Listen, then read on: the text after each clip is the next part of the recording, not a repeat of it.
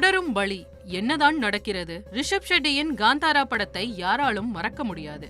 2022 செப்டம்பரில் ரிஷப் ஷெட்டி இயக்கி நடித்து வெளியான திரைப்படம்தான் காந்தாரா. இந்த திரைப்படம் தெய்வ வழிபாடு மற்றும் காடுகளுக்கும் மனிதர்களுக்கும் இடையேயான தொடர்பை அடிப்படையாக கொண்டு ரிஷப் ஷெட்டியால் இயக்கப்பட்டது. காந்தாரா படத்தில் சுவாமியின் தோற்றம் மெய் சிலிர்க்க வைக்கும். ரிஷப் ஷெட்டி சுவாமியாக வேடமிட்டு ஆடும் நடனம் பிரமிப்பை ஏற்படுத்தியது.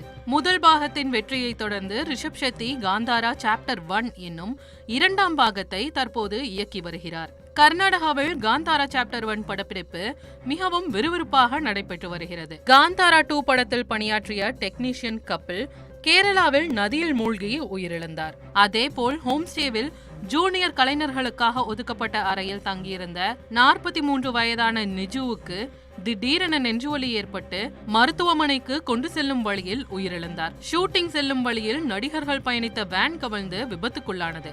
ஆனால் அதிர்ஷ்டவசமாக உயிரிழப்பு ஏற்படவில்லை. காந்தாரா படத்தில் நகைச்சுவை நடிகராக நடித்த ராஜேஷ் கடந்த மாதம் ஒரு திருமண நிகழ்ச்சியில் கலந்து கொண்ட போது திடீர் மாரடைப்பால் உயிரிழந்தார். காந்தாரா 2 பாகத்தில் அடுத்தடுத்து 3 உயிரிழந்த சம்பவம் பெரும் அதிர்ச்சியையும் கலக்கத்தையும் ஏற்படுத்தியுள்ளது.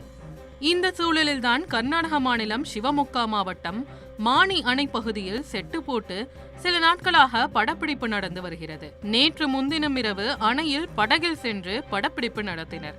படகில் ரிஷப் ஷெட்டி உட்பட 10க்கும் மேற்பட்ட கலைஞர்கள் இருந்தனர். அப்போது காற்றின் வேகம் தாங்காமல் படகு திடீரென கவிழ்ந்தது. கலைஞர்கள் நீரில் விழுந்தனர்.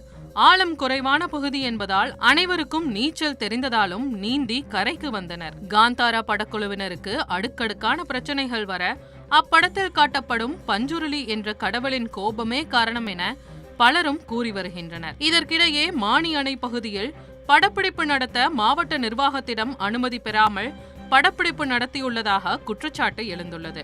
இதையறிந்த சிவமொக்கா கலெக்டர் குருதத் ஹெக்டே தாசில்தார் ரஷ்மி மூலமாக படக்குழுவினருக்கு நோட்டீஸ் அனுப்பி விளக்கம் கேட்டுள்ளார்.